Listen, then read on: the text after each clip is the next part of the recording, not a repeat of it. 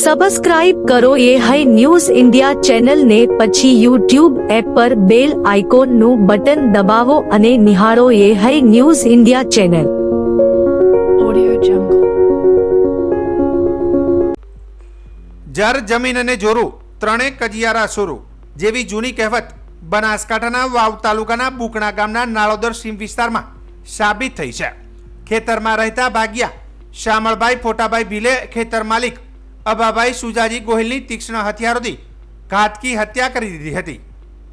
ઘટના બાદ આરોપી સ્થળેથી ફરાર થઈ ગયો હતો. મામલાની જાણ વાવ પોલીસને પડતા તાત્કાલિક ઘટના સ્થળે પહોંચી મૃતદેહને પીએમ માટે સરકારી હોસ્પિટલ મોકલવામાં આવ્યો હતો અને આરોપીની શોધખોળ માટે ચક્રો ગતિમાન કર્યા હતા. પોલીસની ડોગ સ્ક્વોડ, ફિંગરપ્રિન્ટ એક્સપર્ટ અને ક્રાઇમ સીન મેનેજર સહિતની ટીમો પણ સ્થળ પર પહોંચી તપાસ હાથ ધરી હતી. આ હત્યાકાંડને કારણે સમગ્ર વિસ્તારમાં ચકચાર મચી ગઈ હતી. ગણતરીના કલાકોમાં વાવ પોલીસે નાકાબંધી કરી આરોપીને હસ્તગત કર્યો અને કડક પૂછપરછ હાથ ધરી હતી, જેમાં આરોપીએ પોતે જ હત્યા કરી હોવાની કબૂલાત કરી હતી. પ્રાથમિક તપાસમાં સામે આવ્યું છે કે મૃતક અને આરોપીની પત્ની વચ્ચે લાંબા સમયથી અનૈતિક સંબંધ હતા, જેના કારણે કુટુંબમાં વિખવાદ સર્જાયો હતો. આરોપીનો દાવો છે કે તેના 5 બાળકોને પણ મૃતકના સંપર્કથી દૂર રાખવામાં આવતા હતા. આ અંગે બનાસકાંઠા એસપી અક્ષયરાજ મકવાણાએ થરાદ નાયબ પોલીસ અધિક્ષક કચેરી ખાતે પ્રેસ કોન્ફરન્સ યોજી હતી અને તેમણે જણાવ્યું હતું કે આરોપીને કોર્ટમાં રજૂ કરી રિમાન્ડ મેળવવાની પ્રક્રિયા શરૂ કરવામાં આવી છે, તેમજ કેસની વધુ તપાસ હાલ ચાલુ છે. ગઈકાલે તારીખ 12/8/2025 રોજ વાવ પોલીસ સ્ટેશન ખાતે જાણ થાય છે કે વહેલી સવારમાં બુકાણા ગામે અભાજી સુજાજી ગોહિલની કોઈ અજાણ્યા શખ્સોએ ઘા મારી અને હત્યા કરેલી છે. આ બનાવની જાણ થતાં જ અમારી લોકલ પોલીસ અને અહીંના એસડીપીઓ દ્વારા બનાવની વિઝિટ કરવામાં આવે છે. તાત્કાલિક તમામ એજન્સીઓને જાણ કરવામાં આવે છે. અમારી એફએસએલની ટીમ અને ત્યારબાદ જે છે એલસીબી એસઓજી દ્વારા પણ આ અંગે ઊંડી તપાસ કરવામાં આવે છે. તપાસ કરતા જણાવે છે કે તેમના જ જે ભાગ્ય તરીકે જે વ્યક્તિ કામ કરતા હતા, એટલે કે શામળાજી ભીલ, કે તેઓ બાડમેર જિલ્લાના વતની છે, તેઓ ઘણા લાંબા સમયથી તેમની પાસે ભાગ્ય તરીકે વર્ક કરતા હતા, તેઓ દ્વારા તેમની હત્યા કરવામાં આવેલી છે. ત્યારબાદ પોલીસે અલગ અલગ જગ્યાએ નાકાબંધી ગોઠવીને આજે વહેલી સવારે જે આરોપી છે તેને પણ હસ્તગત કરી લીધો છે અને હાલમાં તેને કોર્ટમાં પ્રોડ્યુસ કરી અને આગળના રિમાન્ડ માટેની કાર્યવાહી હાલમાં ચાલુ છે. સાહેબ, શું કારણ હતું મર્ડરનું જે કારણ હાલમાં જાણવા મળ્યું છે પ્રાથમિક રીતે ઇન્ટ્રોગેશનમાં, તે જે મરનાર છે તે વ્યક્તિના તેમની પત્ની સાથેના આડા સંબંધો અને ઘણા સમયથી આ સંબંધ હોવાની સાથે સાથે એના જે 5 બાળકો છે તેને પણ આ ભાગ્યથી દૂર કરી અને તેમને મળવા દેવામાં આવતા ન હતા. તપાસમાં સાહેબ એક જ આરોપી છે કે બીજો આરોપી કોઈ? જી નહીં, તપાસની અંદર હાલની અંદર એક જ આરોપી નીકળ્યો છે. બનાસકાંઠા જિલ્લાના વાવ તાલુકા વહીવટીતંત્ર દ્વારા રાષ્ટ્રીય સ્વતંત્રતા પર્વની ઉજવણી અંતર્ગત તાલુકા કક્ષાની ભવ્ય તિરંગા યાત્રાનું આયોજન કરવામાં આવ્યું હતું. હર ઘર તિરંગા હર ઘર સ્વચ્છતા, સ્વતંत्रता का उत्सव સ્વચ્છતા કે સંગ થીમ પર આધારિત આ યાત્રા વાવ વિનયન કોલેજથી મહારાણા પ્રતાપ ચોક સુધી અંદાજે 1 કિલોમીટરના અંતરે યોજાઈ હતી. હાથમાં લહેરાતા રાષ્ટ્રધ્વજ યાત્રાનું મુખ્ય આકર્ષણ બન્યા હતા. આ તિરંગા યાત્રામાં વાવ ધારાસભ્ય સૌરભજી ઠાકોર, તાલુકા પંચાયત, હેલ્થ કચેરી, મામલતદાર કચેરીનો સ્ટાફ, વિનયન કોલેજના વિદ્યાર્થીઓ, એનસીસી કેડેટ, સ્કાઉટ, હોમગાર્ડ, જીઆરડીના જવાનો, તાલુકા ભાજપના હોદ્દેદારો, સ્થાનિક ગ્રામજનોને પોલીસ સ્ટાફ ઉત્સાહભેર જોડાયા હતા. ભારત માતા કી જય અને વંદે માતરમના ગુંજતા નારા વચ્ચે વાવનગર દેશભક્તિના રંગે રંગાયું હતું. યાત્રા દરમિયાન માર્ગ પર ઉભેલા નાગરિકોએ વધામણા આપીને કાર્યક્રમનો ઉત્સાહ વધાર્યો હતો. હર ઘર તિરંગા હર ઘર સ્વચ્છતા. આવનાર 15મી ઓગસ્ટ હોવાથી સ્વતંત્ર દિવસની ઉજવણી કરવાની હોય, જે બાબતે આજ રોજ વાવ ખાતે વિનાયક કોલેજથી લઈને મહારાણા પ્રતાપ સુધીની એક રેલીનું આયોજન કરવામાં આવેલું હતું. જે રેલીમાં વાવ ધારાસભ્યશ્રી તેમજ ગ્રામજનો, શાળાના બાળકો, સ્કાઉટના બાળકો, એનસીસીના કેડેટ્સો, જીઆરડી, હોમગાર્ડ તેમજ પોલીસ દ્વારા ભાગ ભજવવામાં આવેલો હતો. તેમજ આ રેલી શાંતિથી પૂર્ણ કરવામાં આવેલ છે. આજ ભારતની આન બાન અને શાન તિરંગા, આજે વાવ તાલુકાની અંદર તિરંગા યાત્રાનું આયોજન કરાયું હતું. એની અંદર તંત્ર અને ભારતીય જનતા પાર્ટીના કાર્યકર્તાઓ અને તમામ વાવ તાલુકાની તમામ જનતા જોડાઈ અને આન બાન શાન એવા તિરંગામાં જોડાઈ તિરંગા યાત્રા કાઢી અને ખૂબ આપણા જે બોર્ડરની અંદર જે આપણા સૈનિકો આપણી રક્ષા કરી રહ્યા છે એમની આન બાનને શાન સચવાઈ રહે અને એમને ગર્વ થાય કે ભારતની અંદર અમે બોર્ડર ઉપર રહી અને ભારતની રક્ષા કરી રહ્યા છીએ. એના માટે આ વિસ્તારના લોકોએ સ્વયંભૂ આવી અને તિરંગા યાત્રાનું આયોજન કરી અને ધામધૂમથી તિરંગા યાત્રા કાઢી હતી અને એની અંદર સૌ સમાજના લોકો જોડાઈ અને ભારતની આન બાન શાન અને સચવાઈ રહે એના માટે ખૂબ મોટી સંખ્યાની અંદર આવી અને તિરંગા યાત્રાનું આયોજન કરેલ છે. બનાસકાંઠા જિલ્લાના સરહદી વિસ્તારોમાં કૃષિ ગ્રામ સેવકોની ગંભીર ઘટને કારણે ખેડૂતોમાં ચિંતા વ્યાપી છે. હાલમાં જિલ્લાના 14 તાલુકામાં જરૂરી સંખ્યાના બદલે ખૂબ જ ઓછા ગ્રામ સેવકો પાસેથી તંત્ર વહીવટી અને કૃષિ સંબંધિત કામગીરી કરાવી રહ્યું છે. કેટલાક તાલુકાઓમાં તો ફક્ત 3 ગ્રામ સેવકો જ તમામ વહીવટ સંભાળી રહ્યા છે, જેના કારણે સર્વે અને સહાયની કામગીરીમાં વિલંબ થઈ રહ્યો છે. ખાસ કરીને કુદરતી આપત્તિઓ સમયે પાક નુકસાનના સર્વે પૂર્ણ ન થતાં ખેડૂતોને સરકારની સહાય અને યોજનાઓના લાભથી વંચિત રહેવું પડે છે. ખેડૂતોનું કહેવું છે કે ખાલી પડેલી જગ્યાઓ તાત્કાલિક ભરીને સમસ્યાનો ઉકેલ લાવવામાં આવે. આ મુદ્દે ખેડૂતોએ દેશના પ્રધાનમંત્રીને ગુજરાતના મુખ્યમંત્રીને પત્ર લખીને લેખિત રજૂઆત કરી છે. તેમણે ચેતવણી આપી છે કે જો ટૂંક સમયમાં ભરતી નહીં થાય તો જિલ્લાભરમાં આંદોલન શરૂ કરવામાં આવશે. તમારી આ કાકા છે સાલું છે ને વાઢવાનું બધું સાલું થઈ ગયું તો હવે અત્યારે હોમું ટકાતું નહીં ભૈયા કો આ બધો કરવો કરી રહ્યા છે બાપા. સાચી વાત છે. એટલે કોઈ વાતનો અમારો આઈડિયા નથી. આ 10 જણામાં છે ને ભરવાના મારે હવે ખાવું જ છું મારે. સાચી વાત. અત્યારે હાલની તારીખમાં મારે આ 2 લાખનું નુકસાન છે. અત્યારે હાલ આ સાત દોણો આ ઢોર ઢોકરને મારે નાખવાનું જ છું. અત્યારે હાલ શેઠ હોમું આર્યું મને શેઠ 2 વર્ષથી આર્યો મારે મને પડશે તો અમે તો એના ડટાયેલા રહેશે ખર્ચના કુરા. તો હવે અમારી કોઈ પરિચય અત્યારે હાલમાં નથી. જય જવાન જય કિસાન. સરકારશ્રીને નમ્ર વિનંતી કે જે બનાસકાંઠાની અંદર ગામ સેવકોની ખૂબ અછત છે. અમારા વિસ્તારની અંદર દિયોદરની અંદર ફક્ત ને ફક્ત 3 ગામ સેવક ભરતી કરેલા છે અને કાર્યરત છે. એને લીધે આખા તાલુકાની અંદર ખેડૂતોનું કામ થતું નથી. અમે સરકારશ્રીને કહેવા માંગીએ છીએ કે તાત્કાલિક 5 ગામ વચ્ચે 1 ગામ સેવકની ભરતી કરે તો કદાચ અમારા વિસ્તારની અંદર કોઈ વરસાદી કંઈ નુકસાન થયેલું હોય, કોઈ ખેડૂતોને સરકારશ્રીની સહાય હોય તો ખેડૂતો સુધી પહોંચી રહે. એના અનુસંધાને અમે સરકારશ્રીને નમ્ર વિનંતી કરીએ છીએ કે બનાસકાંઠાની અંદર 5 ગામ વચ્ચે 1 ગામ સેવકની ભરતી કરે એવી અમારી તમામ ખેડૂતોની માગણી છે. એના અનુસંધાને અત્યારે મુખ્યમંત્રી સાહેબશ્રીને અને આપણા માનનીય વડાપ્રધાન સાહેબશ્રીને ટ્વીટ કરીને પણ આ સંદેશ મોકલેલો છે. એટલે ખેડૂતોની વેદના સરકારશ્રી સાંભળે એવી અમારી માગણી છે. કેબિનેટ બેઠકમાં રાજ્યમાં વરસાદ ખેંચાતા પીવાના પાણી અને વાવેતર અંગેની સ્થિતિની સમીક્ષા કરવામાં આવી હતી. પ્રવક્તા મંત્રી ઋષિકેશ પટેલે જણાવ્યું કે રાજ્યમાં વરસાદની અછતવાળા જિલ્લાઓના ગ્રામ્ય વિસ્તારમાં ખેડૂતોને હવે 10 કલાક વીજળી મળી રહેશે.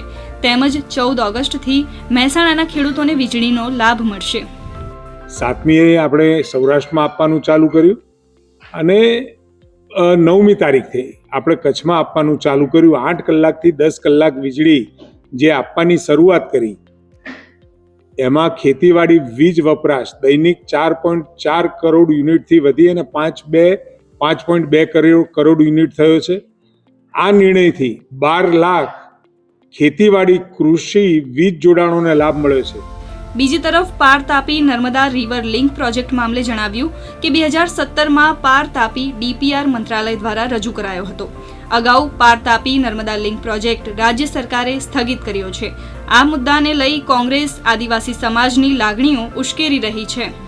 આમાં ટોટલી આખો પ્રોજેક્ટ આપણે સ્થગિત કર્યો છે.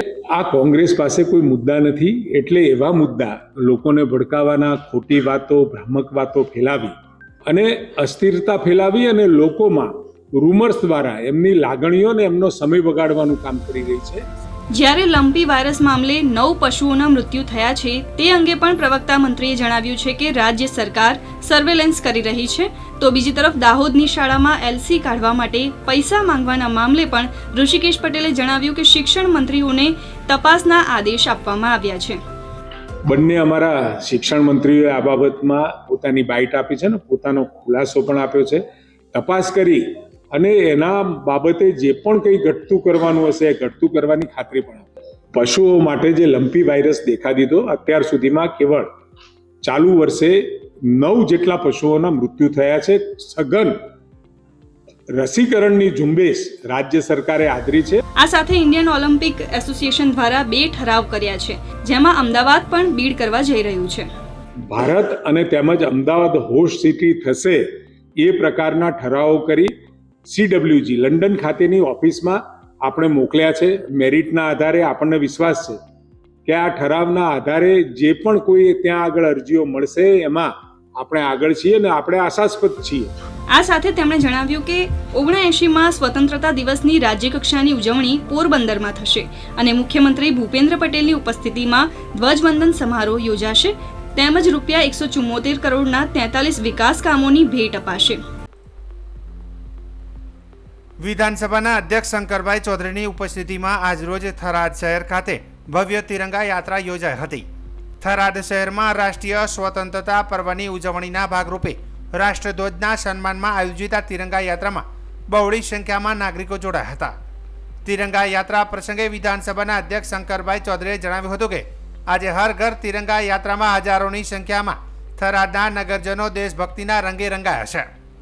વડાપ્રધાન નરેન્દ્ર મોદીના દેશભક્તિ અને સ્વદેશીપણાના સંકલ્પના ભાવ સાથે નાગરિકોએ તિરંગાને આન બાન અને શાનથી પરંપરાગત રીતે ઉજવણી કરી છે.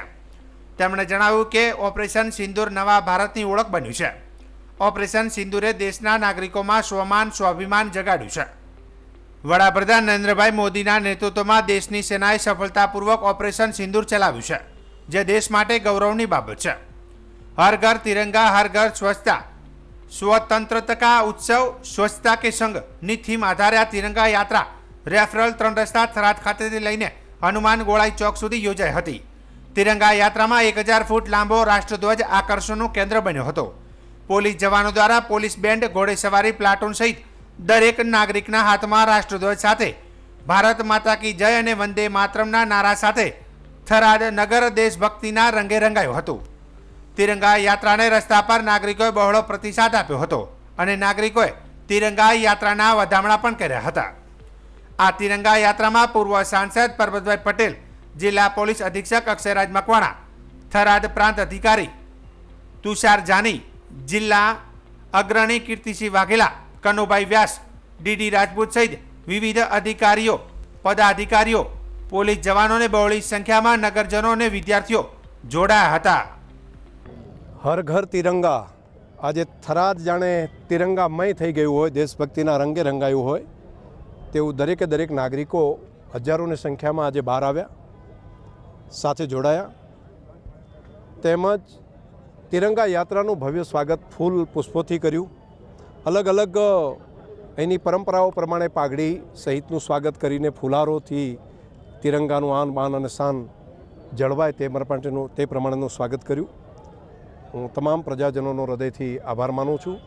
દેશના પ્રધાનમંત્રી મોદી સાહેબે જે દેશભક્તિની વાત કરી છે, જે સ્વદેશીપણાની વાત કરી છે, એ સ્વદેશીપણું એ દરેક નાગરિકનો સંકલ્પ બને તે ભાવ સાથે આજે તિરંગાને આન બાન અને શાન વધે તે પ્રમાણે બધાએ સલામી આપી છે. ઓપરેશન સિંદૂર બાદ પહેલી વખત અત્યારે તિરંગા યાત્રાને લોકોમાં ઓપરેશન સિંદૂરે દેશની અંદર દેશના દરેકે દરેક નાગરિકની અંદર એ સ્વમાન અને સ્વાભિમાન જગાડ્યું છે.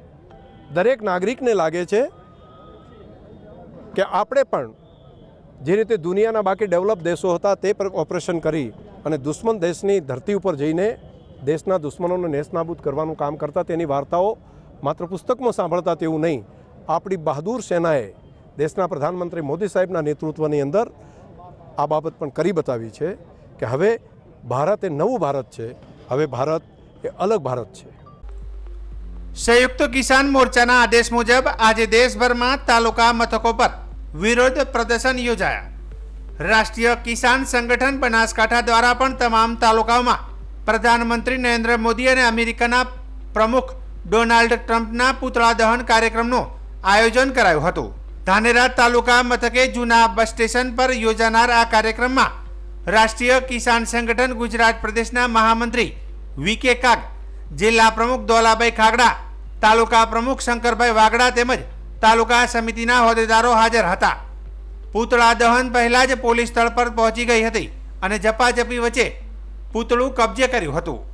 પોલીસે પૂતળા દહન અટકાવી પ્રદેશ મહામંત્રી સહિતના ખેડૂત આગેવાનોને અટકાયત કરી ધાનેરા પોલીસ સ્ટેશન ખાતે નજર કેદ રાખ્યા હતા. આ ઘટનાને કારણે વિસ્તારમાં થોડો તણાવ જોવા મળ્યો હતો.